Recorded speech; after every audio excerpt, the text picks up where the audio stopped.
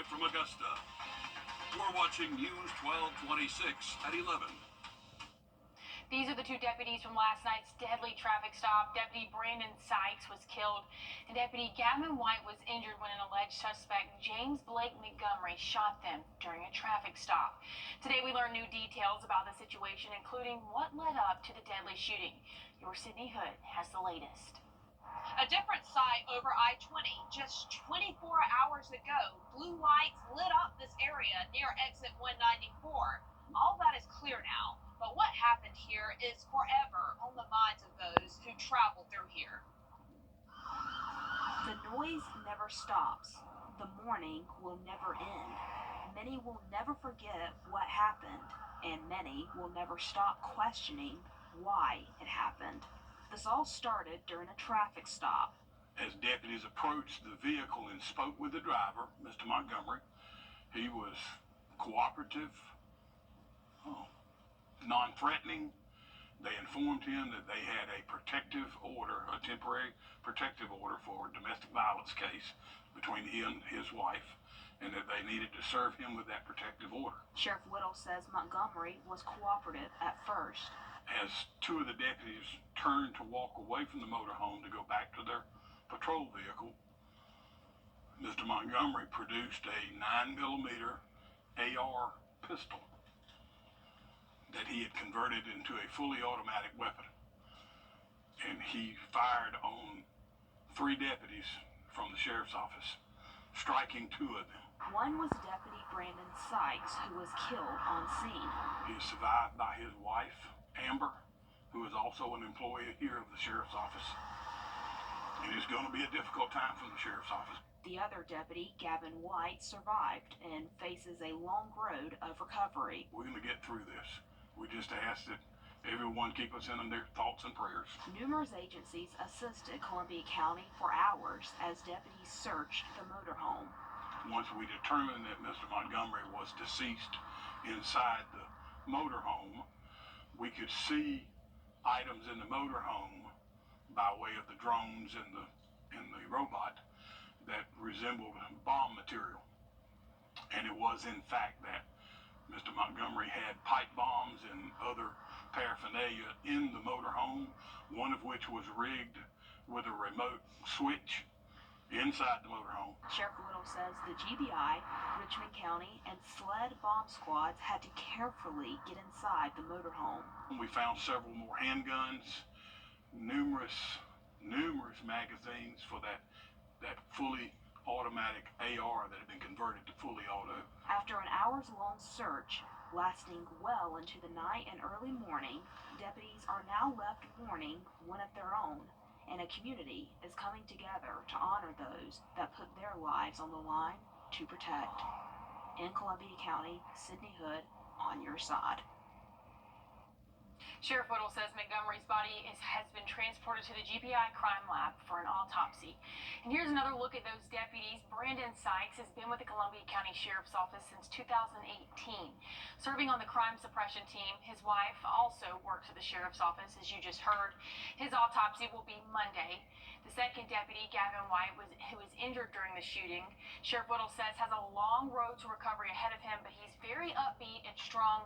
Wrdw says as the suspect was firing at the officers, Deputy Andrew Brown was able to drag White's body to a patrol car and rush him to the hospital, likely saving his life. White is recovering a WellStar after having surgery this morning. And Columbia County's regional investigation team is in charge of this investigation. It includes officers from Richmond County, Burke County, and Columbia County. The team started years ago, and it was created to investigate incidents just like this. Sheriff Wrdw also talked about mental health in the community during today's press conference. He says it's something law enforcement has to deal with every day. Unfortunately, this is what law enforcement is facing every day, Austin. The mental illness in this country is rampant, and nothing is being done about it. There's a lot of talk about it. There's a lot of words. Everybody wants to give people narcotics of some sort to fix their problems. But I think most of you know, as we do, that unless they take that medication diligently, there's just a lot of people out there that can't function in society, and they're a danger to society.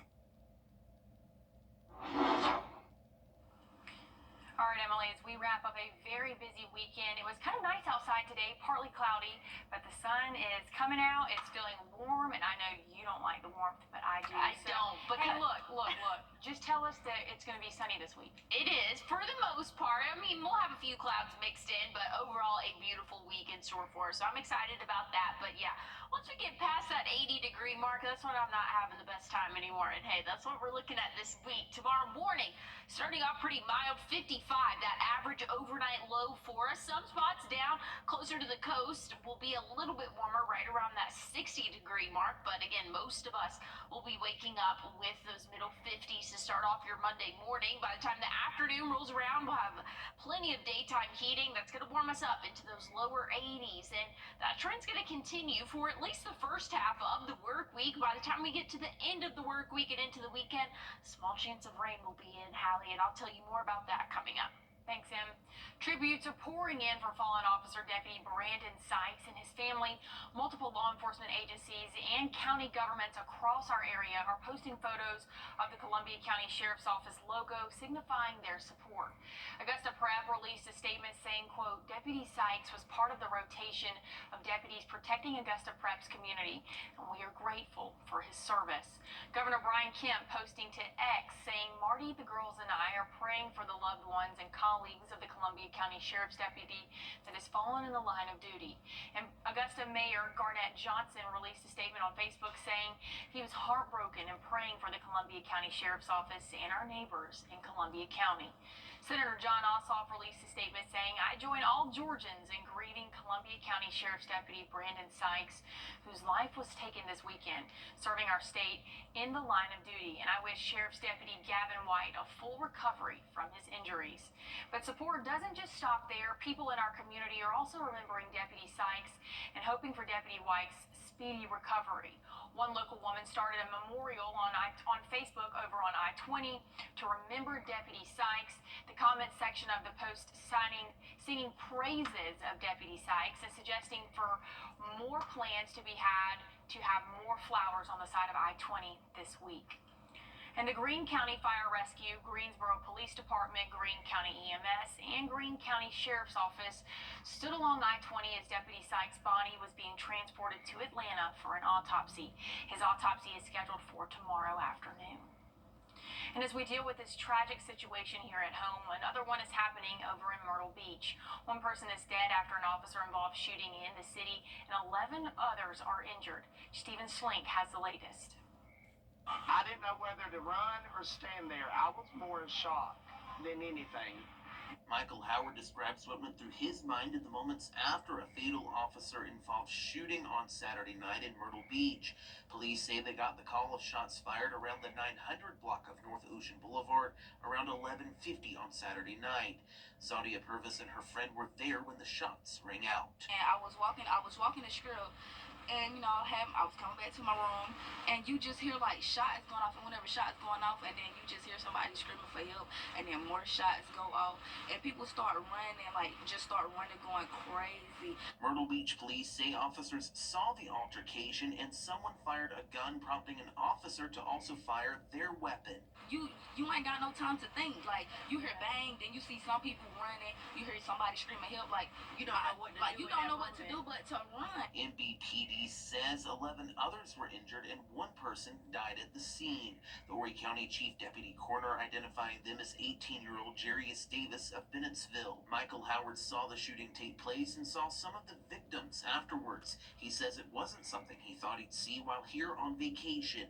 Seeing the victims and what happened definitely took a turn on the vacation. Myrtle Beach police say the officer involved was not injured, but did not say if any other injuries were reported, as the state law enforcement division is now investigating the shooting. Myrtle Beach police offering its prayers and deepest sympathies to everyone affected by this incident on its Facebook page. Howard says the sights of the shooting will stick with him. That traumatizing moment will forever be there of what I scene of what happened around me at the moment. As of Sunday afternoon, MBPD says all Ocean Boulevard traffic has reopened. The police department is asking anyone with information or video of the shooting to come forward. That information can be shared with SLED or the Myrtle Beach Police Department. In Myrtle Beach, Stephen Schlink, WMBF News. SLED says the investigation is still active and more information will be released in the coming days. Well, cooling off overnight into those middle 50s, but a warm work week in store for us. We are tracking a few chances of showers. I'll tell you exactly when coming up.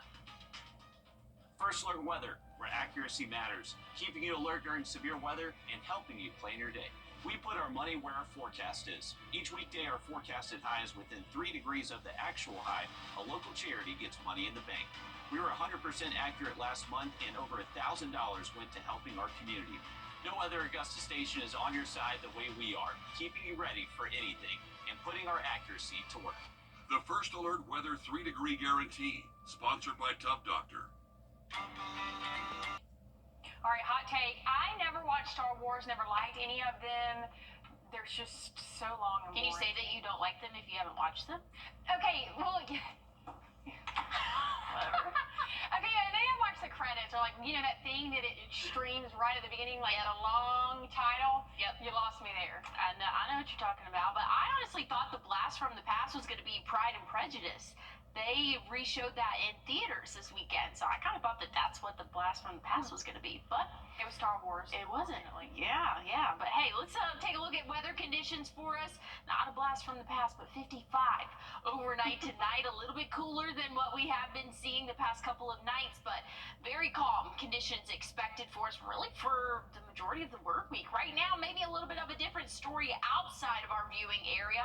I'm anticipating all of us to stay dry overnight tonight, but just know, just our neighbors are seeing some thunderstorms. Some of them are on the severe side of things, but again, calm conditions expected for us here in the CSRA. Tomorrow afternoon, we'll see those lower 80s for that average high, cooling off into the 50s again to start off your Tuesday.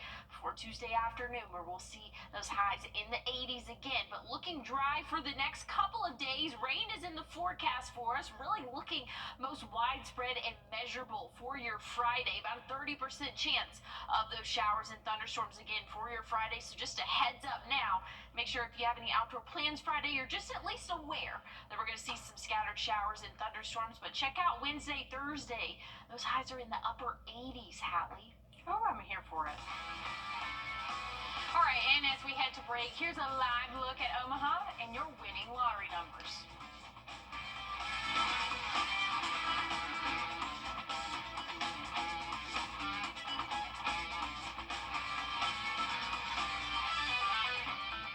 With Life Alert, one touch of a button can get... You're cool. A Kelly day.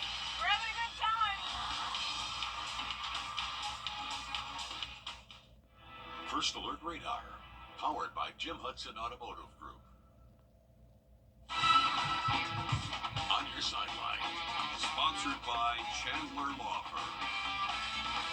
What is a Zurich Classic without a classic pairing? Local tour golfers Henrik Norlander and Luke List paired up once again for the New Orleans tournament. Last year, they were bound for their best finish in the Zurich Classic, but a 75 pushed them back tied for 19th. More consistent story in the final go-around this round. They shot better than 70 in all 3 rounds, a low round of 61 to put them at tied for 6 heading into Sunday. And after a bogey on 3, they had 3 birdies out of the next 7. A bogey put them back a few spots on 13, but they were able to regroup and move 3 under. They finished tied for 4th, their best in the Classic. I mean, it's on the hugest stage in the world as far as mixed martial arts goes. I'm going to be on ESPN, you know, Dana White, you know, possibly even Bruce Buffer could be saying my name in the octagon. Well, that is what Augusta's Malcolm Wellmaker told me before he flew off to Kansas City for his UFC debut. He ended up with a first-round knockout, moving to an undefeated 9-0, exactly what the Fagler's gym trainee always dreamed of.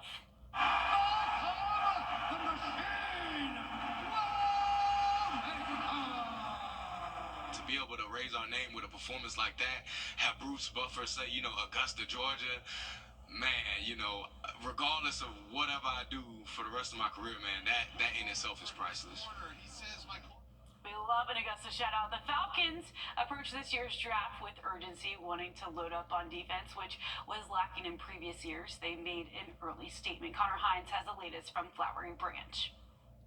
It's really cool because the defensive rooms are kind of right next to the draft room, and they're not actually in the building, but there's times when we're on the clock and now we're about to get Bowman and you hear beating on the wall and like it's brick trying to get in, but there was so much excitement. this entire process has just been mind-blowing. I'm just excited and appreciative, for him putting a lot of trust in us as a defensive staff. It was amazing collaboration that it's the best I've ever been around. Jalen Walker, James Pierce Jr., of course, expected to make a quick impact, but so are Xavier Watts and Billy Bowman. All the more impressive for Terry Fontenot to go out and get his guys in this draft without really overreaching. Terry talks about it a lot, but he looks for obsessed people in their craft. When he's talking about the football character, when you're obsessed about your craft, you're obsessed about what you do. He loves that, and this really just goes across the board and everything. And we're not just adding bodies. These are impactful players, every single one of them, that we have a clear vision for. It worked out. It doesn't always work out like this, but they fit needs. Well, the Falcons also apologizing after it was revealed that the son of defensive coordinator Jeff Ulbrich was behind the Shedeur Sanders prank call, a number that was supposed to be reserved for NFL general managers. The Falcons putting out a statement that the 21-year-old got the number off an open iPad. The Falcons said that Ulbrich was unaware of the leak. They've also been in contact with the NFL and are currently working with them. According to team sources, the organization has decided not to punish the defensive coordinator. Okay, 2 days after Clemson held their spring football game, Memorial Stadium was transformed from a football venue into a baseball stadium just for the Savannah Bananas. Fans went bananas, 81,000 people in attendance, the largest crowd in team history. Carmine Jame reports. Led down the hill by Clemson head coach Dabo Swinney, the Tigers' tradition's a home run with banana ball. It doesn't hit you until you do that, honestly, because everybody's looking at you. You're running full speed, and the shine's on you right there. So it was cool. Dabo gave us a speech yesterday, about 20 minutes, and made me want to run through a brick wall. So it was absolutely electric. They're taking the common game of baseball and they're doing it in a very uncommon way, and now they got like bananas and all these crazy things, and people are having fun. Once he walked through our dugout, I was like, oh, is that CJ Spiller? And it was. Yeah, he got some dance moves. He was doing it out there. Legendary Clemson running back CJ Spiller celebrating more than he did back in his Hall of Fame playing days. To have them a part of this and join in and be all in, I mean, to see CJ Spiller doing a dancing, scoring celebration, he's not known for those, but he brought it today, and Dabo and the energy running down the hill in the band. This is a night, like I said, we will never, ever forget. The team's breaking their all-time home run record with the Bananas beating the Party Animals by just one run. But a celebration for everyone. 5 years after starting the team, founder Jesse Cole saying playing in their first college football stadium came down to banana belief. To do something like this that many would say is impossible, it comes down to that. And I'm overwhelmed with emotion because I'm so proud because of the work and the time and the dedication that went into this. Well, over in Arizona, Braves had a chance to close the gap in the ninth with runners on first and second. D-backs closer Justin Martinez retired Ozzie Albies on a flyout to end it. Schwallenbach gave up 4 runs, 3 earned over 6 innings. It's bow time. Henry Meds for weight management medication. We have issued a first alert in anticipation. Spring in the CSRA means severe weather season is here. With fast-moving storms that can disrupt your whole day. Cloud to ground lightning, that's going to be... But you're good, because you watch WRDW First Alert Weather. For all the counties here. And you get the first alert with forecasts where you live. There's no one being spared from this first. Whether it's sunny or severe, we get it right. And you get it first. WRDW First Alert Weather, on your side. Well, we did not have any measurable rainfall today for most of us here in the CSRA. A few isolated showers outside of our viewing area, but looking dry for the overnight hours and throughout the next couple of days for us. 82, that average high for your Monday. We'll go up from there by the middle of the week. Wednesday, Thursday, upper 80s. Might even see that 90-degree mark in some isolated spots Wednesday afternoon, but rain comes back into the forecast by the time we hit Friday. Scattered showers and thunderstorms for our area, cooling off just a little bit for our weekend. Overnight lows pretty comfortable though, sitting in those upper 50s and low 60s. Well, hey, that's our time. Thank you for yours. We'll see you right back here tomorrow morning on News 12. Have a good night. Free hot dogs. Get